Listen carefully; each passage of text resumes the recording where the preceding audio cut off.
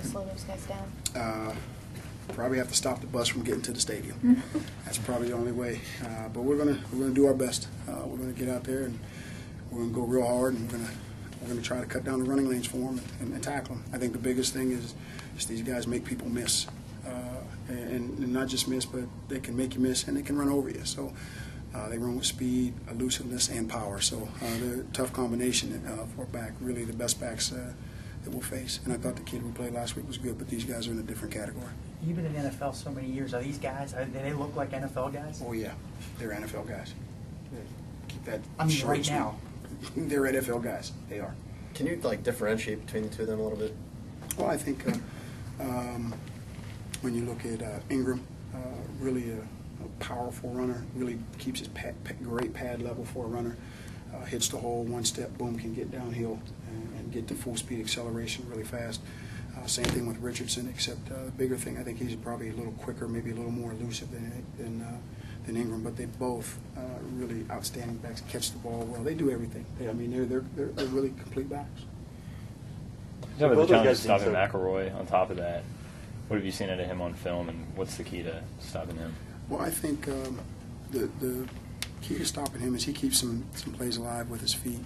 And then he finds, he doesn't panic once the play may break down. And then he finds an open receiver. So I think the big thing is if we can get him in those situations and the play does break down, that we stay disciplined in our coverage in the back end with all 7 guys, making sure you keep an eye on a guy, not looking at him, and then letting our pass rush do the work from there. With both Ingram and Richardson being so powerful, and that's been the talk all week, is you have to body tackle them. How do you think you guys have done so far this season in that aspect, and do you think they're tackling well enough earlier in the season to be able to bring down these guys? Yeah, that's one of the things we have tackled well this year.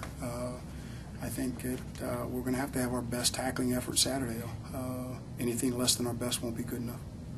We talked last week about Janoris and Jeremy Brown being kind of shorter guys covering the big 6'4", 6'5" receivers. They'll have to do that again this week. What did you think of the job they did against Kentucky? I thought Janoris and Jeremy did a fine job. Obviously, we talked after the game, and Cody struggled a little bit, but it's a learning experience for him, and he'll be better this next time. And that issue is going to come up because we have some big wide receivers again this week, and we have to play big at the end of the play. And